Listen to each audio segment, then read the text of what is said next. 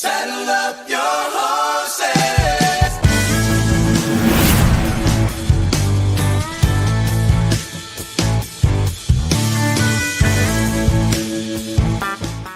Hitter patter. Let's get at her. It is another episode of the Mainly Broncos podcast, and we are excited because the gang is fully here, and we have a couple good news. Obviously, as you guys know, we are doing a bunch of short form in the last couple of months, so make sure you go check that out over there on TikTok, Instagram, of course, the Mainly Broncos YouTube page. So subscribe to that, but also you can check out a bunch of that short form over there on YouTube. Subscribe to the MHRT Network page as well. We are pushing to get to 2,000 subscribers if we can by the end of the year. Obviously, we are in the month of November, so we're 1 month away. But again, it's kind of like PTO at work, that thing will roll over into the next year.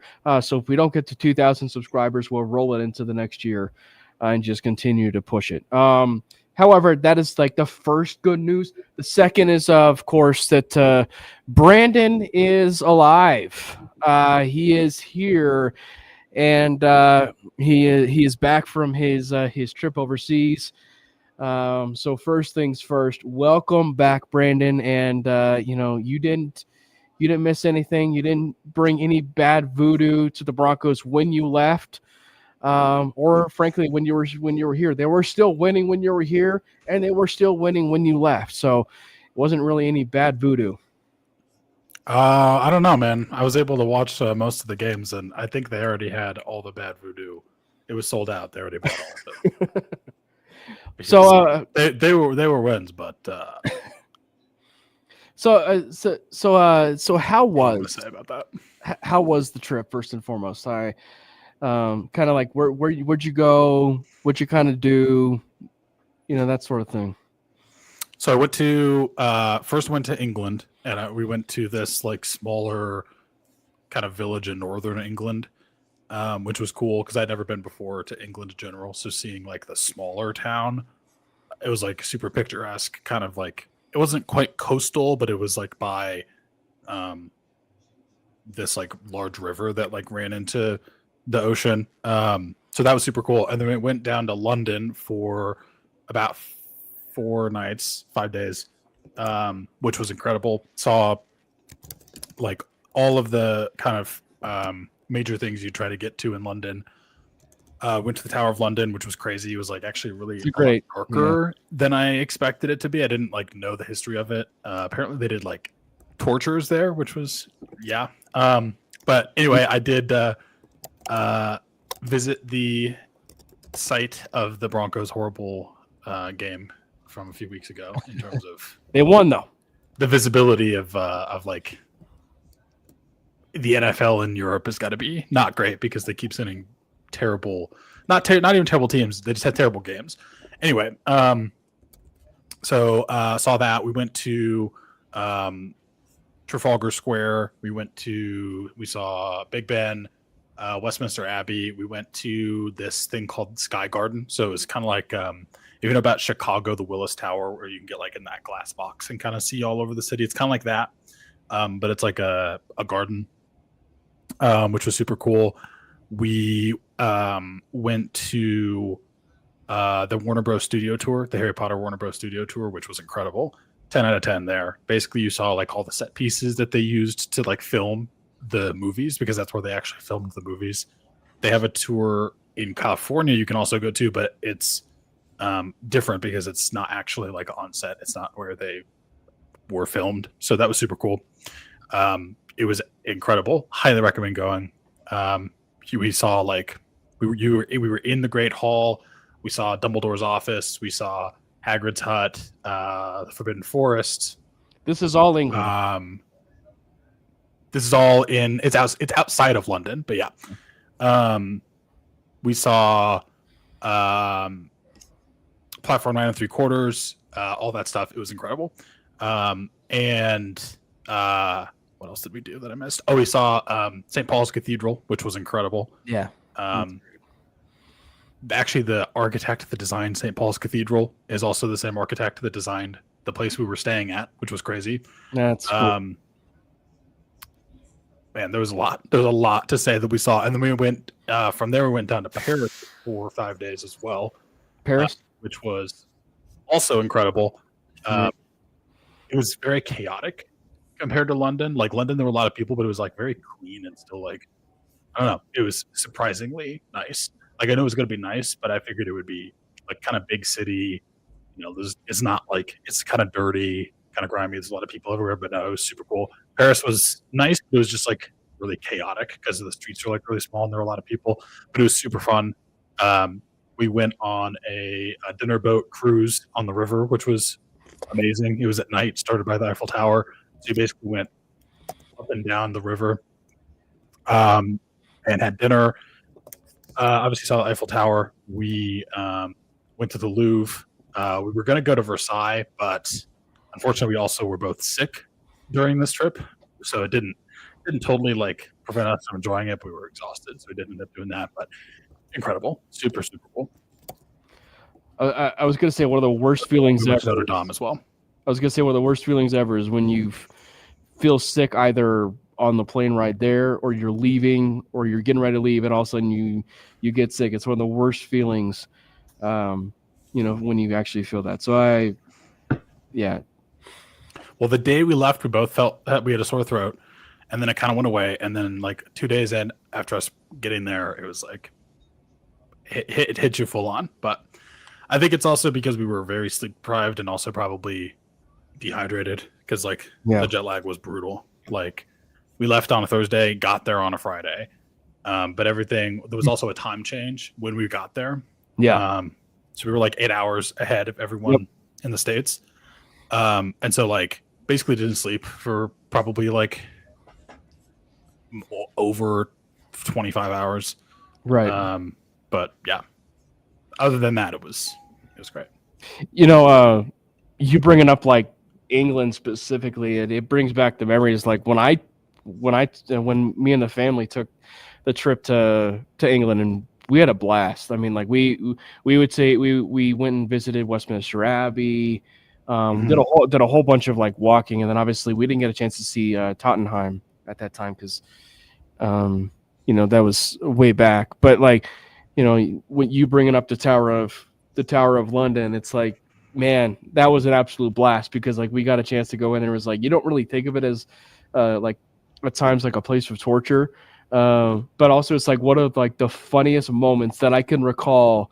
This isn't necessarily like a like actually like experiencing London type of funny, but it's like how would he know this and how would this person actually bring this up is like, the fact that like we're waiting for the Tower of London line to open. So we're in line waiting for the Tower of London.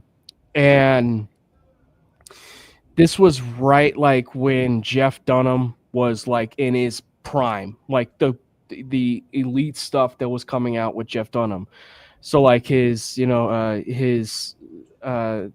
the Dead Terrorist kind of thing, right? Like, his puppet and everything. So, and we know that like his famous thing that was coming out was with Ahmed the Dead Terrorist was silence. I kill you, right? Like, and so my mom, my dad, and I are in line waiting for it to get open. I think you mean NQ, but continue. And so basically what happened is they were getting ruckus, like they were getting really loud, like the line was getting really loud, and someone in front of us said silence, like yelled silence, and then someone like in the back crowd, like 10 people behind us said, I kill you. Like, and it was just so random because it's like we are literally out of the country. How of all things, like, does this actually like creep up? So it's just like one of the funniest things. Well, we enjoyed the trip. We also, I don't know if you went to this one, but we also went to the Ripley's Believe It or Not. There's a Ripley's Believe It or Not, like go to that one. place. Kind of fun. We love Trafalgar Square.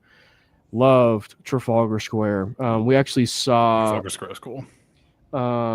we saw Candlelight. I want to or not Candlelight.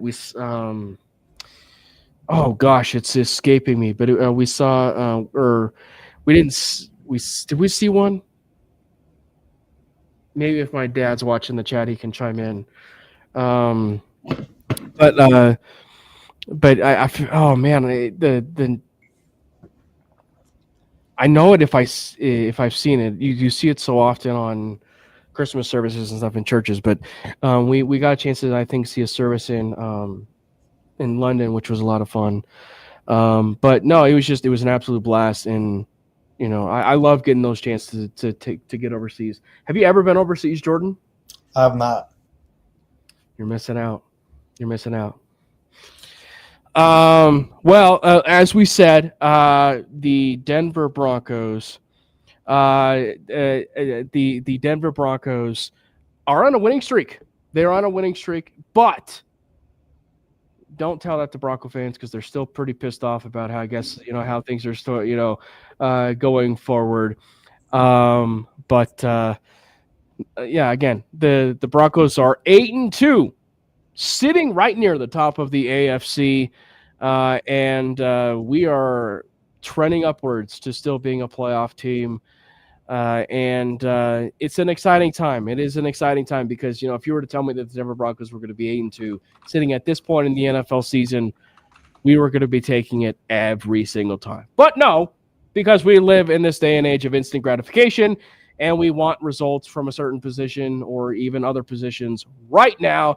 And so because of that, we are having conversations of a new quarterback. We're having conversations of, all sorts of stuff that is happening on the timeline. So Brandon, since you've been gone for a couple weeks, what did you make of the boring fest that was this Thursday night game against the Vegas Raiders? I think I've come up with the title of the autobiography of the 2025 Broncos season, which is "I'm Ugly and I'm Proud," from SpongeBob SquarePants. It was disgusting. Absolutely disgusting. Like, it gives me vibes of the 2015 Broncos, but somehow worse because the offense is even more abysmal, but the defense is absolutely like lights out, ridiculous. Talanoa Hufanga, I'm just gonna give you a game ball every week. You should be first team All Pro again. Absolutely ridiculous. But my goodness, this offense it cannot get it going no matter what they do. I don't know who to blame at this point. And like, I'm torn between like, I enjoy the record and I'm going to take it every day of the week. And you can't watch this and think that this is sustainable football. And you also like, you can be as much of a ride or die fan, the record is the record. You can only play who's in front of you as much as you want, but you can't tell me that this feels real. Like, obviously, yes, we are 8-2. That part is real, but I would be remiss if I didn't say it does feel a little fraudulent because, yes, there are some crazy wins that have come from this, and like, the team deserves credit for those. The Giants game, ridiculous. Bo Nix has been nails in the fourth quarter. He's been absolutely great. Like, yes, this team has to still win those games, and they're finding ways to win them. And that's a testament to them because a couple years ago, these are the games that they find a way to lose. And they lose handedly, right? So It's nice to see them be able to turn that around, and it's enjoyable to have the record that we do. I just can't help but think that we have to do something drastic here on offense. Something has to give, something has to turn, or this is so one and done. It's not even close. Like, that's just how I feel right now. But I'm gonna enjoy it. I don't know where to blame. I like Bo. I think he's had some ups and downs. I think he's had some incredible fourth quarters, but at the same time, it's also like he doesn't look like a professional starting NFL quarterback right now, and I don't know what to do with that. Shocked isn't the term.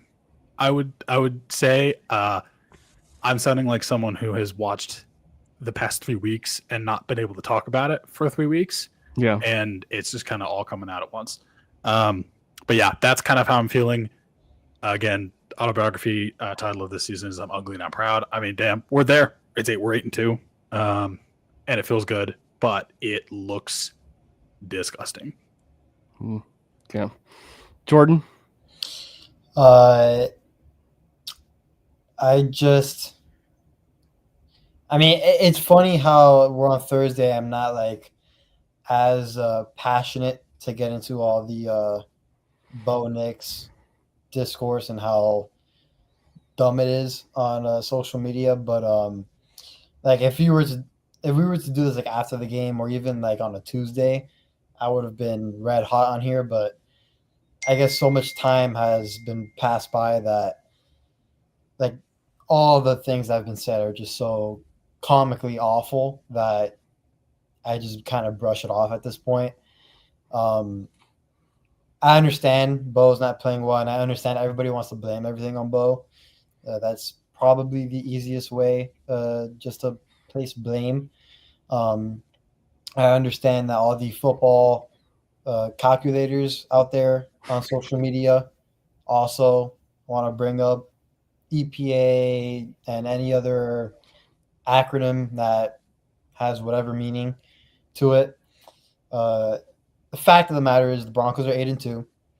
And if Bo Nix was as bad, or not even as bad, because people are making it sound like he is awful, like really, really, like not even remotely in the league type.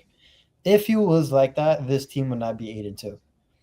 And if any fan base should know that, it should be the Broncos fan base, because we've been dealing with it for about a decade. We've had good defenses, and it was always that quarterback that just wasn't getting it done. Mm-hmm. Now that we have one, he's not getting it done all the time, and not nearly every drive. These last couple of weeks. Or stuff like that. Not everything is his fault. There's a lot of dirt on everybody's hands, but if any fan base should know that, it should be this fan base. But again, I think social media has ruined a lot of things, especially with the discourse of just sports in general, not just football, but basketball as well. And it's getting exhausting. But yeah. You know, I'm going to stand behind what I said, though, about him not looking like a starting NFL quarterback right now. But you make a good point. Like, this is why I'm torn on where do I place blame with what I'm seeing, because, look, he's just not getting it done most of the time. There are times he turns it on and gets it done, but it's so incredibly inconsistent.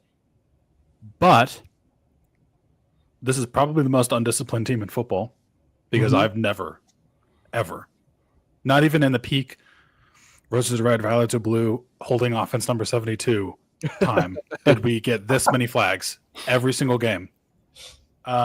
It's actually ridiculous. And also the special teams. You know, and just go home. Go home. Everyone. There were some undisciplined moments. I think at times that they had in a few teams in the past, but it's never been like this.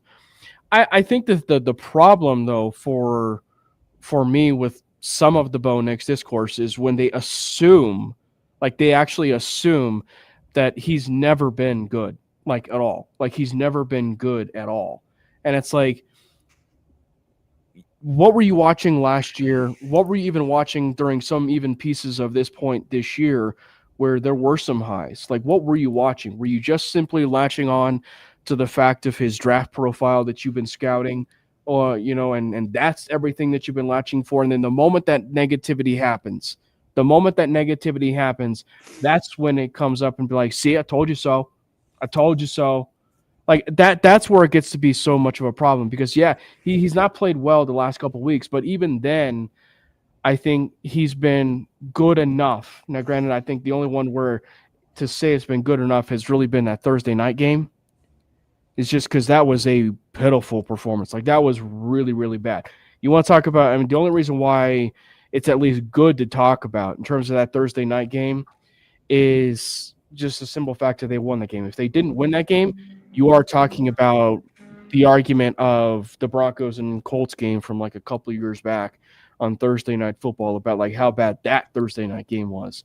But like it is just really rough for me in terms of the whole Bo Nix course when they eliminate the whole idea that he's never been good at all, and it's just the idea that like, yeah, that I think that there's a lot of dirt on the hands, and I think that they are in an identity crisis.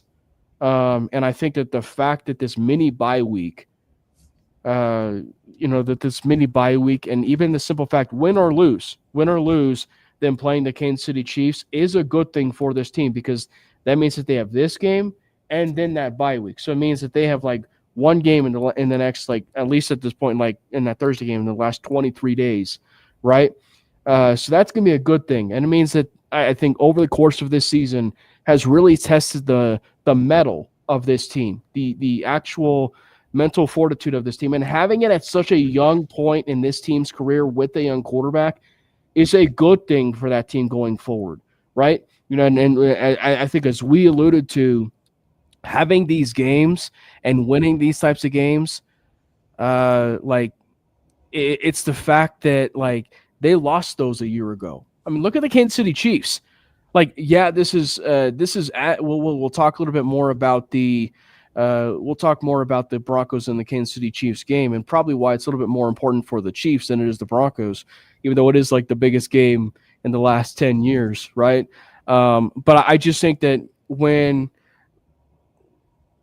you look at it, like the Kansas City Chiefs were 11-0 in one-score games, and I guarantee you that 11 of those games, half of those, if not a couple of those, were against some pretty rough opponents that they won by one score. Yep. You flip them, and it's a little bit of a different vibe in terms of the Kansas City Chiefs. And then with the Broncos' sake, they're winning some of the – it's not 11-0 in one-score games, but they're winning those games in one-score games. And it's one of the reasons why the narrative for the Broncos of finishing in close games is so different than a year ago. And I think that is going to mean so much for the growth of this team and specifically the growth of their quarterback. So once they do figure that out and they kind of get that offensive identity of not having Bo under shotgun 89% of the time or whatever that crazy statistic is, doing what needs to be done, which is understanding the strengths of Sean, we got to call some timing routes. We got to call some things to get Bo, out of structure, in a structure. He's got to be, willing to put forth his ego, and Bo's got to put forth his ego to make it all work. That's really what it's going to come down to, is they got to really find some common ground of how to make this offense be the engine for them to win that Super Bowl this year. Yeah, and I do think, just to your point about Bo, are there a lot of people out there that are really trying to confirm their previous takes and say, like, look at me, I was right, he's terrible? Yes, that's a big problem. I do think Bo was very different last year and much better last year. Obviously, quarterback progression is not linear. There's a reason sophomore slump is a thing. Mm-hmm. But yeah, he's in a sophomore slump. He's in a sophomore slump, and it's bad. That's true. There have been flashes where he makes some good plays. I don't know what exactly the issue is. He seems more jittery in the pocket, and that he still was kind of jittery in the pocket last year, but there were some times where he was able to kind of hold it together, and like he's getting a lot of clean pockets. This is a very good offensive line. He's also like very good at getting out of sacks and avoiding pressure, but just the amount of times where he takes his drop and then immediately takes off, it's like, you can't just throw on the run all the time. If you're moving all the time, like you're not going to be able to get into a rhythm and accomplish any sort of like functional NFL offense. He doesn't like to take his drop, set his feet, go through even two progressions and like fit the ball in. Like there were so many times against specifically the Texans, but also in this game against the Raiders, where he just there are wide open players, and he's not seeing them, and he's just throwing the check down. And I don't know what the issue is. I think he just he lost some of his confidence. He's a little jittery. Can that be fixed? Absolutely. But my point in saying he doesn't look like a starting quarterback right now is this offense does not look like an NFL offense that can function and exist. And he's going to have to turn that around, and we're going to have to turn that around real quick. And it's not just Bo. I talked about the penalties, but that's to me, I think, I don't even know. That's where I'm torn on. I don't know who to place blame on, but the product on the field looks gross, but they're somehow pulling it out. And I think that is a testament to the team for sure. But man, clean up the penalties, do something remotely positive in special teams, and get into a little bit more of a rhythm, Bo, and just take some intermediate passes when they're there for you. And I think this is a team that cannot be one and done in the playoffs. But right now, from what I'm seeing, it looks like one and done in the playoffs team. But there's some time to turn that around. For what it's worth, for some reason, Bo seems to play really well against the Chiefs, which I'll take it. So we're going to see that this week, and I'm going to be at that game, so that's going to be fun. And maybe having this mini bye week was helpful. I mean, coming out of London, maybe that we should have taken the bye then. But we decided to hold off on it. As someone who just came from London, and obviously I'm not a professional athlete, and I've been overseas multiple times, it is brutal coming back. And it's not that they're there that long, but we'll see. Hopefully, coming out of this mini bye week, the thing that scares me the most is you can't come out of this and not look prepared and still take so many penalties and still have whatever that punting game was against the Raiders and still not be able to have any sort of I think honestly, Marvin Mims has been so much more crucial to this entire team than I realized. Yeah. But it'll be interesting. It'll be interesting to see. I think not having J.K. Dobbins is going to suck. Yeah. And not having Pat Surtain obviously sucks. Yeah, and I think that, at least they've made it managed, at least at this point, of not having Pat Surtain, right? They've at least managed that. Not having J.K. Dobbins is going to suck. The one thing I will say, and now granted, this is all based on college tape, this is all based on college statistics, is at least for what he was given, R.J. Harvey has at least shown that if given the workload and given an ample amount of workload, he's at least shown that in college. But the NFL is a completely different game. It is a completely different game. And so we'll see if he can be able to handle the workload. Yeah, and there's dirt on everybody. And I think that, I think, Brandon, you are onto something. And this is something that I think even Jordan, you've mentioned, and I mentioned at least in the last couple of weeks, in the sense of just as much as we love the upside of Troy Franklin, as much as we love the upside of Troy Franklin, he also kind of has the lowest floor. Now, Marvin Mims, he's the kind of player that, given his, you hate to say it, but at least at this point in his career, he has been that gadget guy. But you look at where that offense was last year, and then to a certain degree, force feeding him, it kind of seems like we're at this point where they need to kind of do it again, where if there's a player that they need to force feed, it's Marvin Mims. Yeah, I mean, and also, it's very helpful when your team and organization, gets you another wide receiver that, his strength is only blocking. So now 3 of your 5 wide receivers that will be playing on Sunday, they're known for just blocking and that pass catching and helping the passing game, So that's a great way to help out your second-year quarterback. But, yeah, I think, the Broncos are second in drops in the league as well. So there's dirt on everybody's hands, and I know people would like to blame it either on Sean or Bo, but it's everybody, between the penalties, like how Brandon talked about, or receivers, veteran wide receivers dropping the ball, Ingram dropping balls. I mean, it's a mess everywhere. My biggest point, I've mentioned it before, this offense has no resemblance of an offense of today's day and age. Yeah. When I see like the Rams play, the Seahawks, I'm not trying to mention all the great teams, but the point I'm trying to get to, and I tweeted it out, the best offenses are always, not always, but they're majority of the time under center. I think the Rams lead the league in total plays under center with like 324, and we're at 12 with 203, something like that. Yeah, everyone. Like, that discrepancy is so big, and that can't happen, especially with a young quarterback. I mean, you can't be in the shotgun every single time and be telegraphing your plays every time. Also doesn't help where last year your best passing concept was dagger, and you never run it now this year to help out your guy again. So there's just so many things that have been bad, inconsistent with this team, and I hate doing it.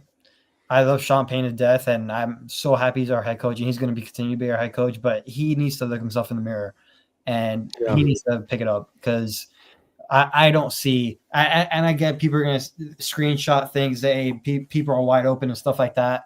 Maybe Nick doesn't trust some of those guys because of whatever reason, but there's a lot more things that I think, and again, just my opinion, and my opinion holds zero weight, but I think there's things you can do to help him out even more. And the funniest thing I always see on social media is people saying that we have an elite offensive line, so Bo should be doing a lot better. And I do think this offensive line is pretty good, don't get me wrong. But this was also the same offensive line, right? This offensive line is graded at an elite level this year, and all they do is praise them. Yet every single time I watch games, right, there's some leaky things about them. But what makes them so good is because of what the quarterback is doing, avoiding sacks and avoiding pressure. Yeah. Because remember, at the same time, this is the same offensive line Russ had, where he took 7,000 sacks, and no one was talking about how great of an offensive line that was. So now, like, since the numbers are different, we kind of shift our opinion and perspective about this offensive line. Don't get me wrong, this offensive line is really good, but a major part of that also is Bo Nix getting the ball out, avoiding sacks, avoiding all that. So it's funny just reading all the discourse on social media and all that. It's comical. I think Sutton was also used on a decent number of those, on some of those dagger routes too. Vele. Actually, I would probably say maybe Sutton a little bit more, but Vele was used on some of them. But yeah, and that's where I think that specifically the last handful of weeks, like, the commitment to the shotgun is really concerning,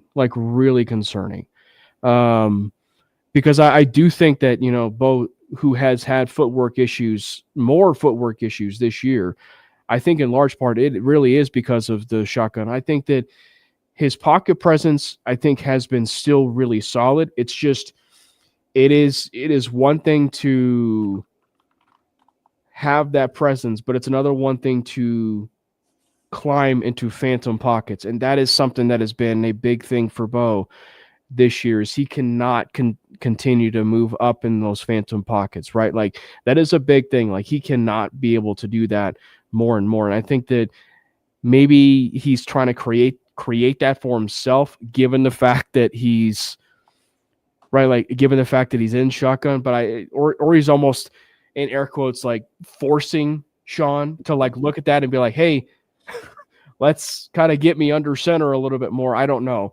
But I just think that even with it being under center, like, one of the things all three of us even agreed on last year was that one of the best concepts for Bo, or just strictly the offense, was having him under center and having it be play action and a heavy run team. When they are a heavy run team and it's been dealt with that play action, they are one of the best organized and well-run teams in the NFL, right? Now, I think that where the other side of this too, and, sadly, J.K. Dobbins is going to stink, but I think that where it's going to be forcing the Broncos' hand is it's going to finally allow them to be creative. Finally get a chance to be a little bit creative on how they want to operate the running game. Because if there is one thing that we know that Bo has been a little bit more creative on and good at and successful with, it's been his mobility. So I think that they can be a little bit more creative about wanting to use his legs. I think that, RJ Harvey, they can use RJ Harvey. Obviously, they're going to be working a little bit more into his workload. The tricky one is going to end up being Marvin Mims coming back from his concussion. Do they want to up his workload? Do they want to kind of keep it the same, which is roughly 20 to 30% of his snaps? That can't happen. Or are they going to, see a little bit more of Tyler Bidet? Or are we going to see a little bit more of Jaleel McLaughlin? I've got to think that Jaleel McLaughlin, for as much as he's been active the last handful of weeks, that you'll start to kind of see him. But it's going to force, I think, the Broncos, specifically Sean Payton, to be a little bit more creative with how they want to use this offense. Because I if there is one thing I think that you can at least bank on specifically with this offense and how explosive it can be, even though it's been really up and down, I have to think that the Bo designed runs has to at least happen at some point. I mean, we only average 30 points per game when he rushes for more than 45 yards in a game. We nearly average 30 points per game when he does that, and we're 4-1. Yeah, that's just not doing it at all. I don't understand. Don't let Sean Payton hear your suggestion of get more creative. That's risky. I know, right? We don't need him to get more creative. Okay, that double pass on 3rd and 1, never again. Never again. Yeah. It's so unnecessary.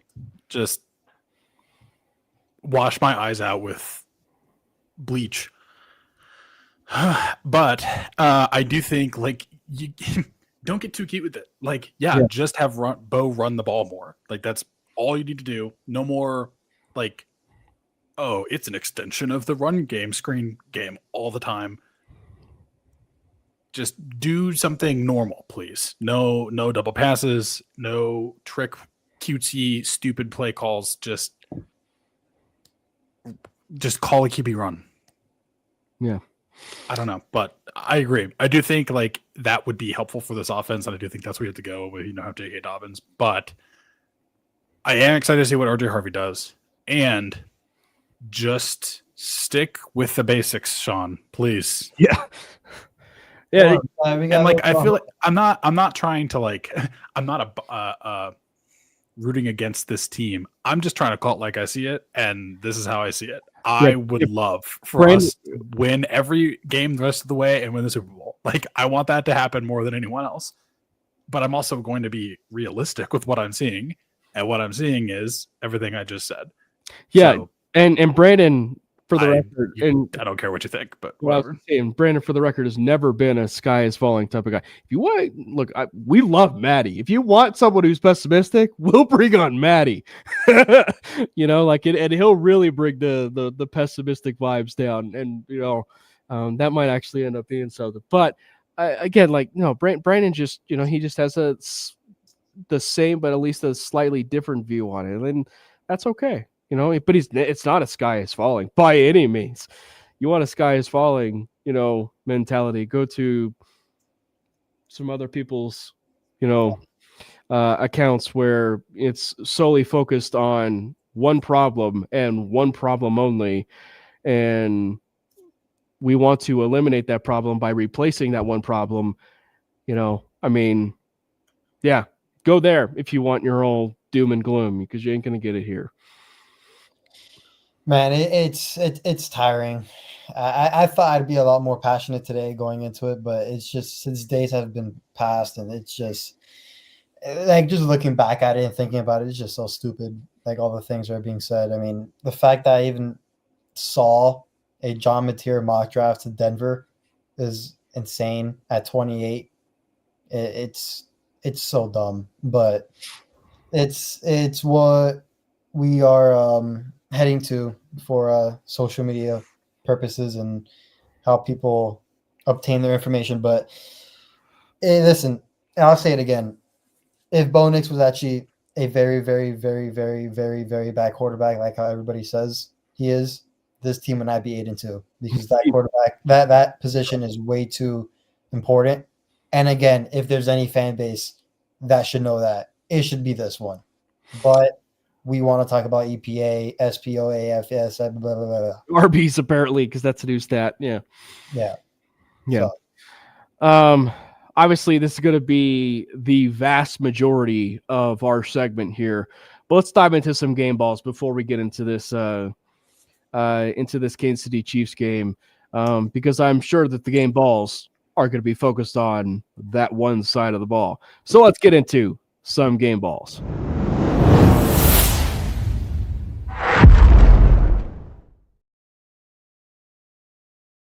Let's get into some game balls.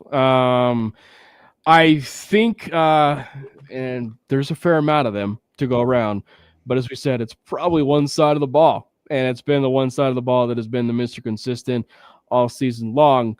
Brandon, you've been gone. Why don't we send it off to you for your? Actually, this is your first official with the new video, game ball of the year. Well, instead of doing game balls, we should just do what the Nuggets do and give out the chain to the defensive dog, because the whole team's gonna get it. If I was, I was gonna say, if I'm at my apartment, I could have grabbed like the Super Bowl 50 chain and, gave the Super Bowl 50 chain, if you will, away in our clothes. Well, I already talked earlier about the person I want to give a game ball to every single game, so he's on there. But I feel like I would be remiss if I didn't immediately give the first game ball to Alex Singleton, because dog, man. Prayers up for Alex. That's not something you expect to hear in the news about an NFL player who's 31 years old, but props to him for playing through it. And if you for some reason don't know, he found out he was diagnosed with testicular cancer and underwent surgery successfully for it the day after the Raiders game. So he played the Raiders game knowing that he had cancer, which is just, you can't have more dog in you than that. So Alex Singleton, prayers up, but also you're a badass. Yeah, my game ball is actually going to be to Alex Singleton. I mean, the fact that now we know what he played through in that Thursday night game, and he actually played pretty well as well. It's not that he had a stinker of a game. He played pretty well, and he had a tremendous block on DeAndre Tillman's interception, trying to lead him the other way. So yeah, it's Alex Singleton's. I mean, between playing with a torn ACL last year in the game, where I was at, and then knowing about this, I mean, just such a badass. Yeah, man. I don't know how you don't lead it off with that. So Singleton should, and rightfully so, get a game ball for that. And again, prayers up to him. And we definitely have been ringing a little bit of some frustration his way this year with Alex Singleton. But I'm telling you, you sometimes don't know what someone's going through or what they're dealing with. And Bo specifically talked about that yesterday, and it's a phenomenal 3.5-minute video. I did share it on my personal Twitter account, and I don't mean that necessarily from just Bo Nix's side of things, but it's really just about anything. It's when it's about criticism and anything else. And we definitely had our fair criticism when it came to Alex Singleton, but you don't necessarily know what he's going through. And for him to be going through that, playing through that, and then, playing the full game and then having the surgery that next day, you can't tell me that he's that he's soft or anything like that. That is one tough cuss at linebacker. And and as you mentioned, he had that ACL injury last year that he even played through and then missed a handful of games. So rightfully so, the first game ball should appropriately go to Alex Singleton, and we certainly wish him the best in a speedy recovery. And by the way, good news too. I was going to say good news too, that the prognosis from what we've heard is positive too as well regarding the testicular cancer. It's also just a good reminder that this is a game. There's so much more important stuff to life than this game. And again, but Bo Nix talked about that criticism, so go check that out. Seems fitting because of the key block that Alex Singleton did have on this, that we give another game ball to the person that none of us had on our bingo card for leading this team in interceptions, and it would be Dondrea Tillman. Dondrea Tillman probably is rightfully getting a game ball on that. And it's obvious that this guy played either running back or tight end or some playmaking position in his past life, because he has still got it. He has still got it. And, he's got some explosiveness to him, man. Like, again, that is like the second time on both of his returns where I thought this guy's going to house this. The moment he broke off from that tackle, bounced off the tackle, I thought, okay, he's gonna take it to the house, and he didn't. So that would be another game ball, of course. Would be Dondrea Tillman.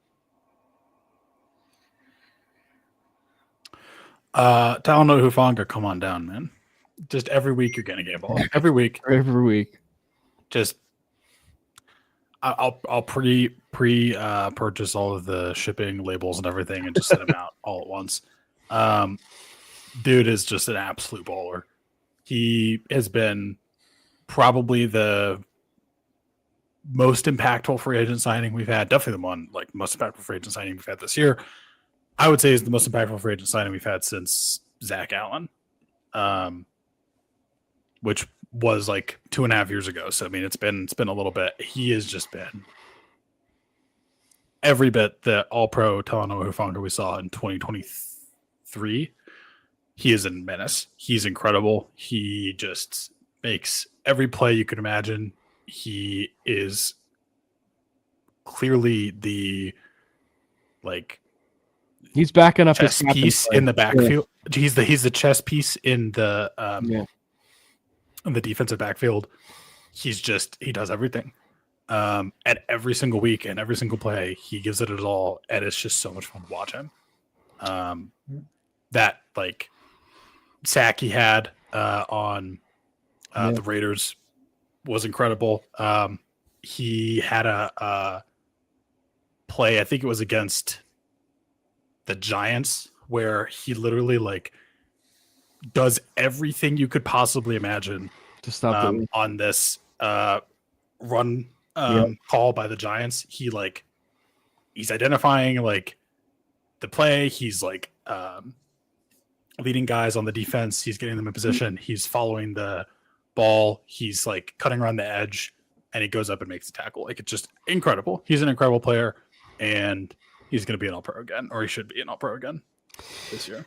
We say it every week, and even Brandon, when you've been here, we say it every week. We don't knock or we don't throw around these comparisons all that often when we, say greats, but it's so easy to see Troy Polamalu when you watch him play, right? I'm not saying his whole career that he's going to be this way, but that he plays so much like him.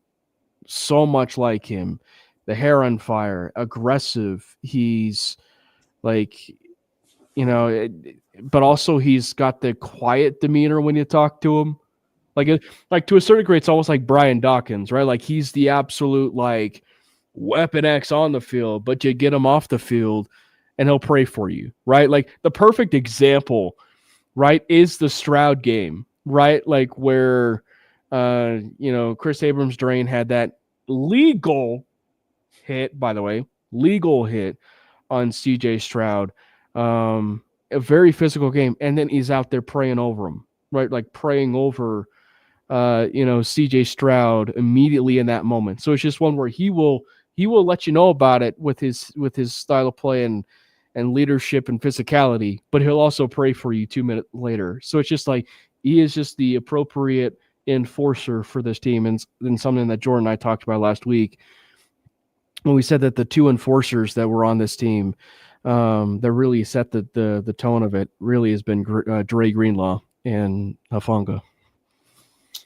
Yep, I couldn't agree more. And my last game ball is no other than Zach Allen. It's getting hard to describe his play this season. Remember when, granted, I said it, Jordan, in our PO chat, but it was like he was kind of quiet there the first, was it 4 weeks? And yet he's leading the NFL in QB hits. Like, of all things, like he's leading the NFL in QB hits again. Like, he is clearly getting that money's worth, and he's clearly week in and week out proving to be Brandon. Granted, you and I somewhat fell into this, but of the idea that we should never have paid Draymond Jones, who is now on his third team when it comes to be the Baltimore Ravens. But they clearly made the right decision getting Zach Allen in the building. The other game ball I feel like is a guy who been kind of absent the last handful of weeks, and he got back into the sack category with his pressures, 8 pressures, and that would be Fortnito, Nick Fortnito, or I should say Nick Benito.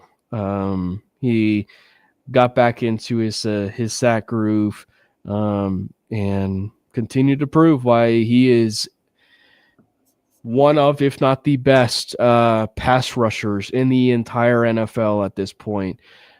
He and Jonathan Cooper have the quickest get off in the NFL, and that is not something from a Broncos fan. That is statistics that are backing that up. I mean, they were in the top 5 of the quickest get off in the entire NFL, and he proved that.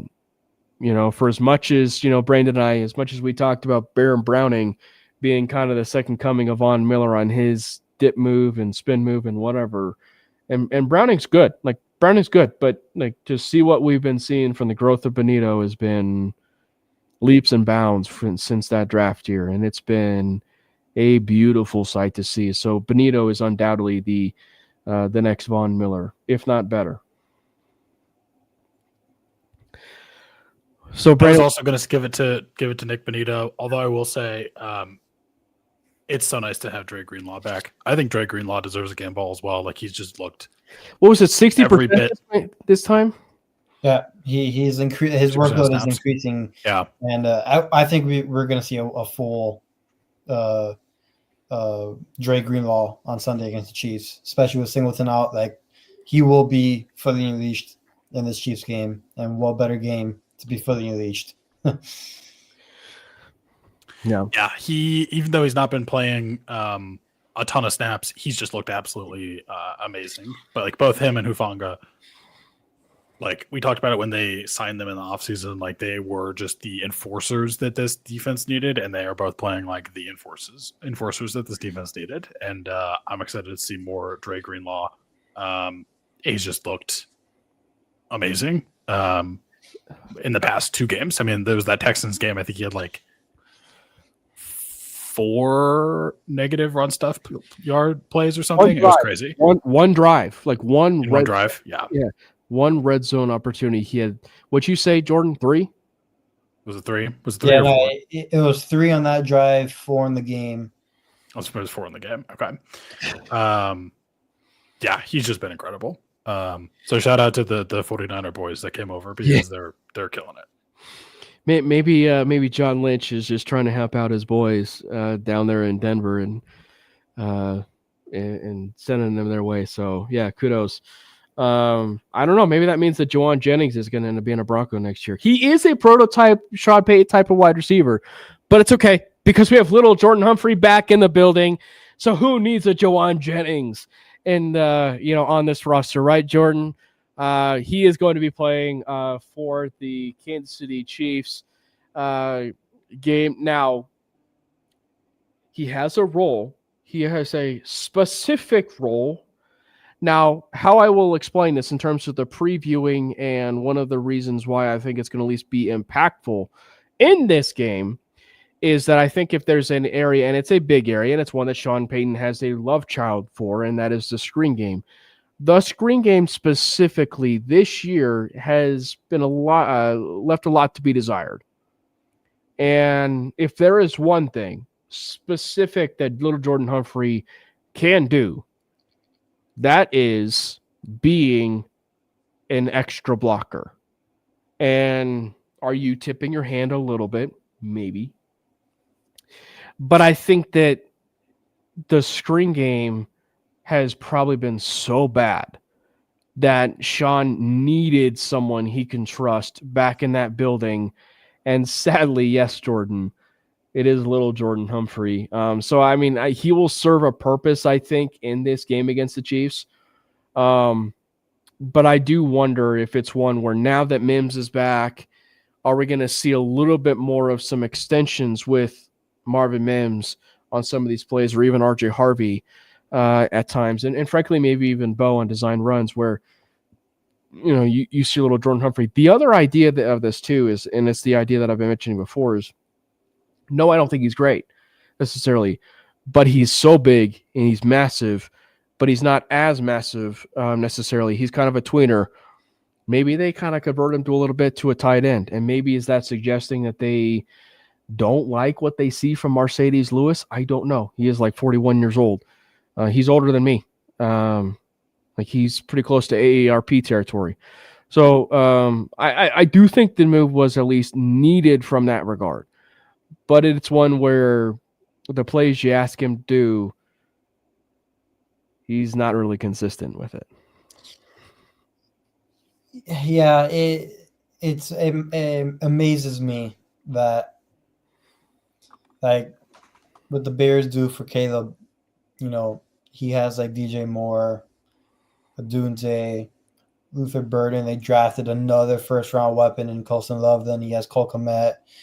And then we're here. We're like, we're not going to trade for Waddle.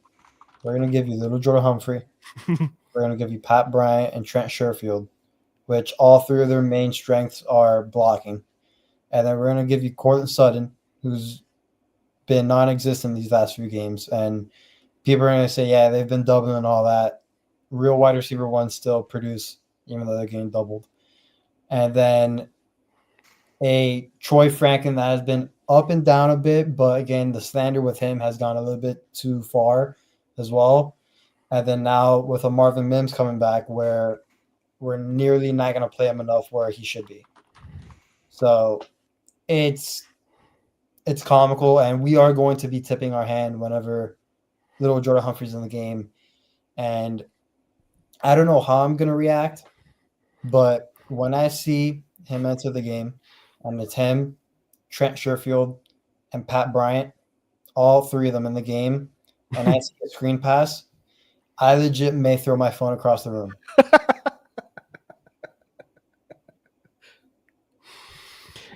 I do think Pat Bryant is coming along, and I think that you are going to see more of him in year two.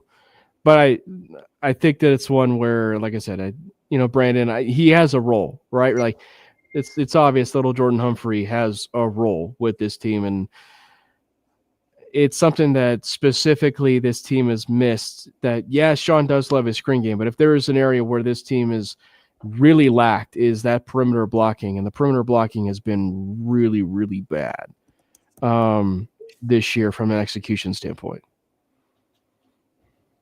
I actually think Pat Bryant has looked pretty decent in the limited times he's been played. I mean, Jordan, plug your ears, but yeah, I mean, he's a rookie. He's not going to be lighting the world on fire. But I think I didn't love the pick at all when we took him, and I'm like, okay, I kind of see the vision. He's not there yet, and like we clearly need more weapons on this offense, clearly.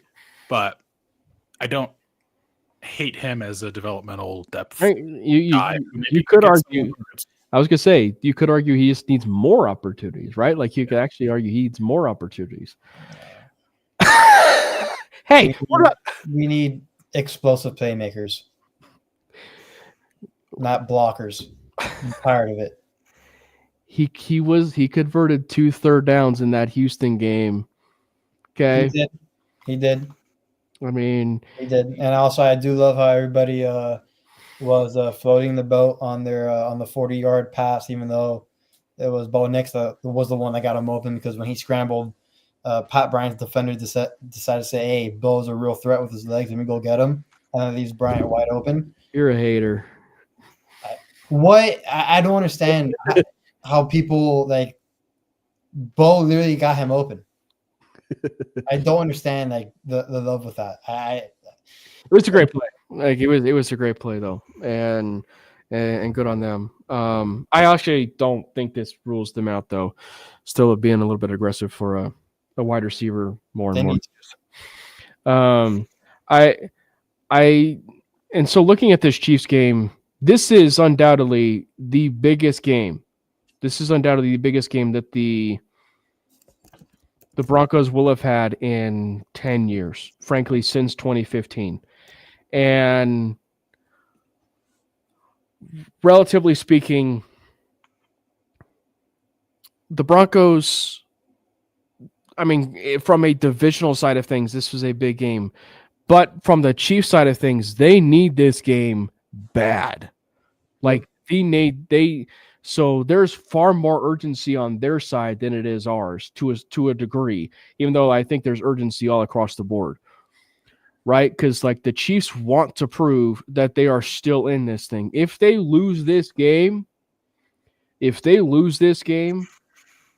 boy, the narratives of where the Chiefs are probably as a franchise and roster and everything, it's going to be the worst it's been since that Alex Smith in 2015 year. It's going to be worse than it had been at that point.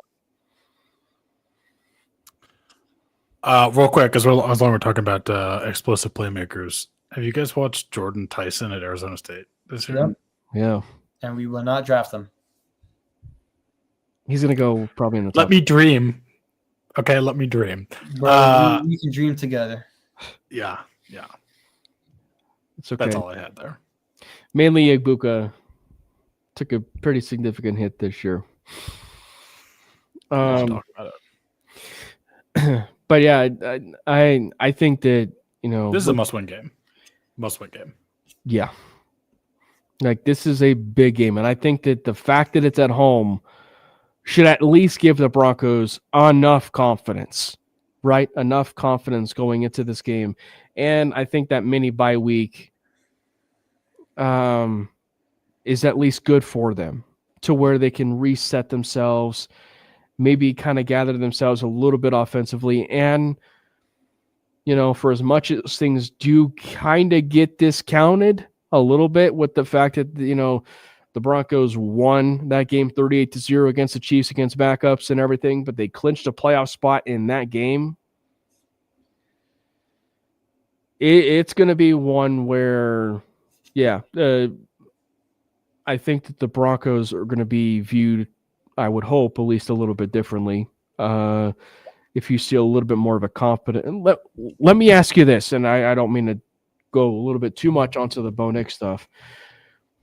Say the Broncos lose this game, and Brandon, I'll ask you first. Say the Broncos lose this game, but Bo looks incredible. Like the best probably he's been since the Dallas game. But they lose this game. Or if the Broncos win this game and it's roughly the same Bo Nix that we've seen so far this year, how are you feeling? I mean, I think I've been pretty clear that all I want is to feel like I have an offense that is going to be dependable and reliable and consistent. So if Bo looks amazing and they lose this game on like a field goal, I don't even care. I'm happy. It sucks and I want us to win. And this is probably the best time we're going to win against KC at home. But that means we have a shot in the playoffs. And like, based on what I've seen right now, I don't know if we do, but if he looks great and the offense performs, even if we lose, I'm happy. If the offense looks okay and we win, I'm happy. if we win and the offense looks terrible, I'm happy. I mean, I'm happy pretty much in any of these scenarios, but I really just want to see some improvement from this offense because we need it. We need it. It just, you have to have it in order to do anything in the playoffs. And I want to see us do stuff in the playoffs. So that's how I'm feeling. With me, I don't care how we win. We need to. If you win, your chances of winning this division is through the roof. I think I forgot the number, but we're like around 80% if we win this game. If we win this game, we win the division. I think it's above that. It may be above that. And having the Chiefs go 5-5 and then us going to 9-2. And I know the Chargers are still there. And I don't understand why people are kind of dismissing them. I know they have injuries and stuff like that. They're still a hardball team and they still have Herbert. They're one up on us too. Yeah. But making the Chiefs go 500 record and then us going 9-2 is a very, very big deal. So I don't care if Bo throws with his left hand. If we win the game, we win the game. That's all I care about. Wins or wins. Wins or wins. That said, though, if Bo comes out and the offense looks unstoppable and, they're a well-oiled machine, if you will, looking really nicey, and they beat the Kansas City Chiefs, you will see me pretty insufferable on the timeline. Yep, and as we all should be. But again, though, I mean, granted, and you look at the career, and it was only 2 games. Bo, for whatever reason, has played well against Steve Spagnuolo, and granted, that is last year. But he's looked really good. He's looked really good against Steve Spagnuolo. And Steve Spagnuolo runs a lot of cover zero. And to at least even the credit of the playmakers have even gotten better when they've been playing the Kansas City Chiefs. Sutton, for whatever reason, does kind of have Trent McDuffie's number. Yes, he does. And I think just if there's one thing, if they don't tweak anything at all, if there's one thing that they do need to tweak, it's they need to feed Sutton a little bit more. Frankly, I think at this point, Franklin has just kind of established himself as a guy. And if there's 2 people that they need, frankly, 3, that they need to force feed a little bit more, it's Evan Ingram, Marvin Mims, and Cortland Sutton. Those are the 3 guys that really need to be force fed as much as they can. And then you start factoring in the running game in the absence of J.K. Dobbins, guys like R.J. Harvey. I think actually, if there's one thing that I would say, you might see a little bit more Wildcat packages with R.J. Harvey. You might see a little bit more Wildcat stuff with R.J. Harvey. He, frankly, for the fact that Sean Payne gets a little bit cute, you might actually see an R.J. Harvey pass in this game. Just saying. But I think that if we're looking at this game, the Broncos do match up at least pretty well with the Kansas City Chiefs. And so I am very curious. I am very curious to see how the offense performs, because you could argue the game that happened on Thursday night might end up being the turning point for this team, and as a team and as a unit, simply because it was a mini bye week, and then they finally are going to afford themselves, win or lose, the chance to still look themselves in the mirror after this big win or whatever happens, loss, because they're going to go into the bye week and then reevaluate things even more. So I think that this game, and then probably that Thursday game, but specifically Thursday, is going to be a monster game in terms of how they look at the identity of this team. I agree. I do believe the Broncos match up very well with the Chiefs, especially when you compare roster to roster, position group versus position group. I like the Broncos on paper. Thing is, to play on the grass, and right now Broncos offensively have not looked great, but defensively have looked great. I am very, very intrigued to see how we handle Rashee Rice and how we defend him. Very, very interested to see how Vance Joseph plays it. I mean, he is known to being conservative whenever his top guy is out, as we see this year. I think we've played the least amount of man coverage we've played this season and these last 2 games, and it's not a coincidence since Pat is not out there. So very, very interested to see what Vance has in his bag against the Chiefs. I know he's been pretty good with the Broncos playing against the Chiefs and going up against Andy Reid and stuff, but not having PS2 is going to make a difference, and he does hinder his play calling a bit on that. So again, I think Benito will have plenty of chances to get to Mahomes, as so is Cooper, Allen, and everybody else. But Has Simmons practiced this week, the tackle for the Chiefs? I'm not sure. They said he was supposed to be back at some point. I know Pacheco's not playing, right? Was a Worthy didn't even practice today either. That's interesting. But yeah, Pacheco didn't practice. Are you trying to find it, Brandon? All I found so far is a quote that Andy Reid said that he's going to practice. Hmm. He was on the practice field today. Nope, yesterday. Okay. So he might. So either he's going to be refreshed or he's going to have some dead legs, one of the two. But not exactly. And I mean, if you're a Chiefs fan, you probably want him there based on the defense line that you're playing. But you're also asking him to go into a really rough situation. Yes. For his first game back going up against that defensive line. So, yeah, it's going to be priority one is they have got to get to Mahomes. To a degree, it's like they have to be able to bottle him up and keep him in the pocket. I think Mahomes is going to end up getting his because it is Mahomes, but it's just you've got to be able to bottle it and eliminate the big play. And because of that, you've got to get to him first. And then, dare I say it, I know he's, nearing the same age as us, Brandon, but like, if not a little older, but or getting there older, if you will.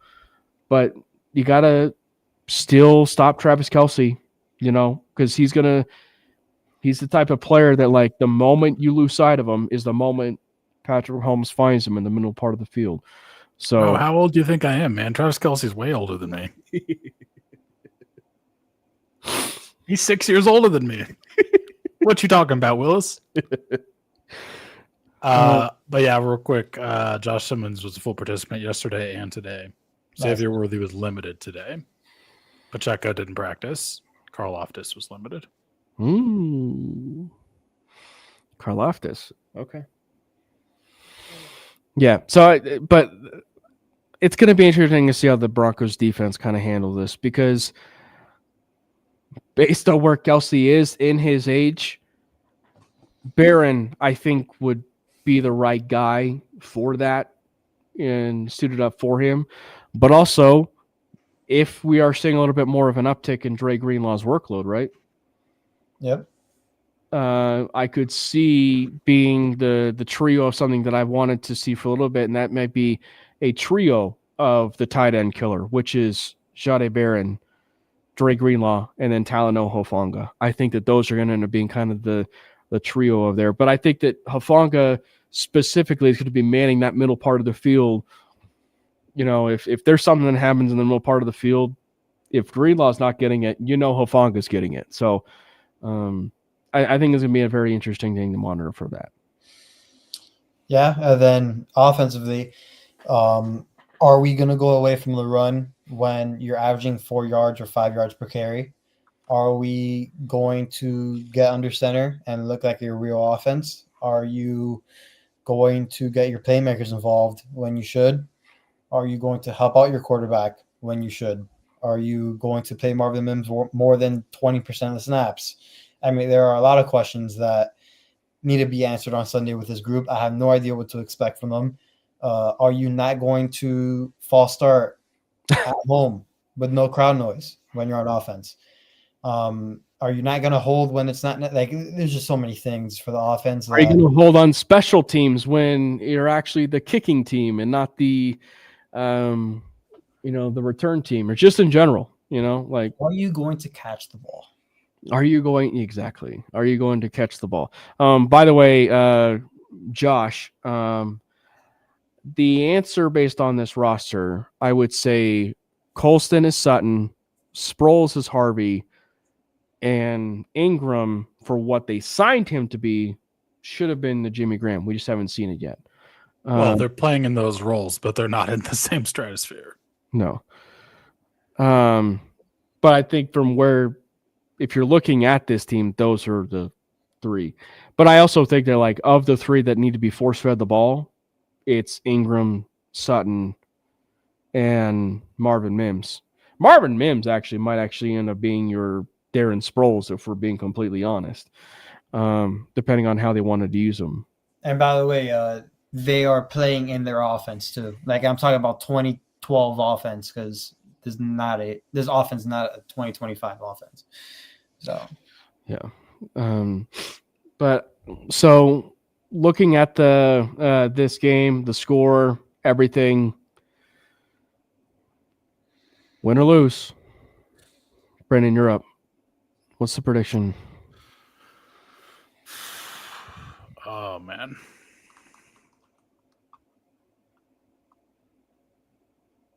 I don't know.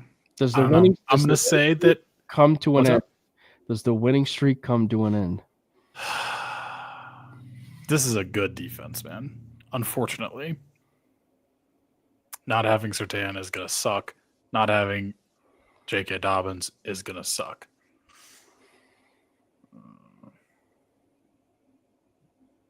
I think we win it. I'm going to say we win it. I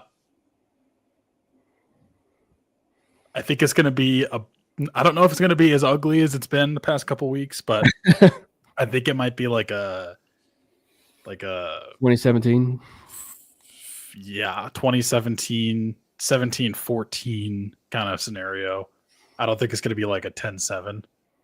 But I'll say 17-14. And do you have a bold prediction in there? Oh, Talanoa Hufanga is finally going to get his interception. He's tried so many times the past few weeks. He's going to get it. He's been close. Underrated. If the Broncos can force a few turnovers in there, they will have an even better chance to beating the Chiefs. By the way, I will say this though, as much as we dog on the offense and being archaic or struggling, whatever, if there's one thing that they have shown to be very, very, very elite at and very good at, it's the red zone. They are one of the best red zone teams in the entire NFL, if not the best red zone team in the entire NFL. So if there is a flipped of field position or they get into the red zone, more often than not, points will be on the board. The question is just, is it a touchdown? Is it a field goal? Whatever. But for as much as we dog on them, they are one of the best teams in the red zone. On both sides. So, what about you, Jordan? You think it's going to be a bit of a tight one? It'll be a one-possession game. I have the Broncos winning 27-20, and my bold prediction is Bo Nix has 3 total touchdowns and throws for 260. Throws for 260. I will say. I think the Broncos do. I think the Broncos will split with Kansas City this year. I'll just say that. I think the Broncos split with Kansas City. But I think that that's the dub in this one. I think they do get a dub in this one. And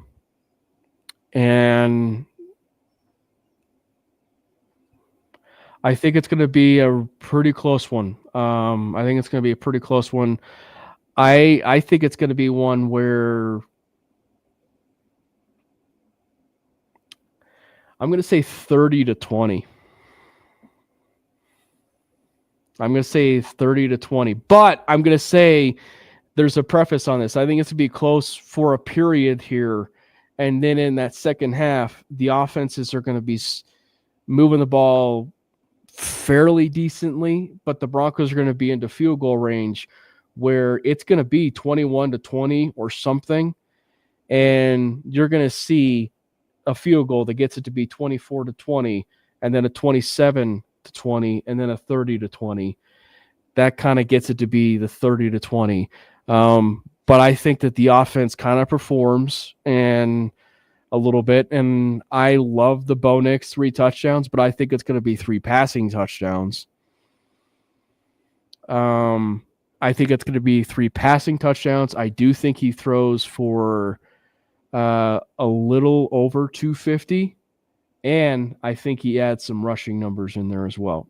For as much as I said that he would total 300 yards, what is about a couple weeks ago or 3 weeks ago, I think this is finally kind of the game where I think we might actually see the Bo Nix of what we've been able to see, or should be seeing, if you will, which is his legs being involved a little bit, to where, you know, he might be close to the 300 total yard mark, if you will.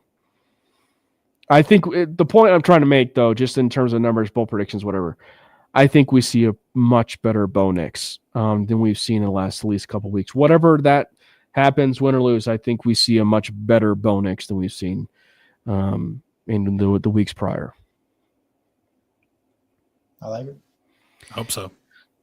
Well, the good news is, everyone, it is dubs all around. It is dubs all around, and that means that the Denver Broncos will be going, if it happens, an 8-game winning streak. But you know, it's going to be a good game all around, and I think that it's the Broncos are going to play tough against Kansas City. I think they're going to play tough. Thank you, everybody that hopped in the chat. Thank you to everybody that has been supporting this Mainly Broncos podcast. We have been doing a bunch of short form, as we've said at the top of the show. We've been doing a bunch of short form. It's popping off over there on TikTok. So make sure you go follow us over there on TikTok, and actually as of recent, Instagram. So make sure you go check that out over there on Instagram. Like us on Facebook. We're kind of in and out, whether we've been sharing shows over there on the MHRT Network page over on Facebook, but like us there over on Facebook at MHRT Network. Subscribe to us over there on the YouTube channel for MHRT Network. We also have a Mainly Broncos YouTube channel. So subscribe to the Mainly Broncos YouTube channel. We do a bunch of those short forms over there on that YouTube channel. And of course, we've been going live too on all the X Twitter accounts for both Brandon, Jordan, and I, and as well as the MHRT Network page. And that is Brandon Miller PO, Jordan T. Lopez, at Cameron Parker PO, and at MHRT Network over there at the X Twitter platform. You guys are the absolute best, and it is only appropriate we end with, of course, the biggest Go Broncos chat in its history, at least to date. Let's go Broncos! God bless Bo Nix! Fast lane when I pass in the street, bag of money in the passenger seat. Tempo's been asking for me on the road from the west to the east. Way up, I might never come down, 'cause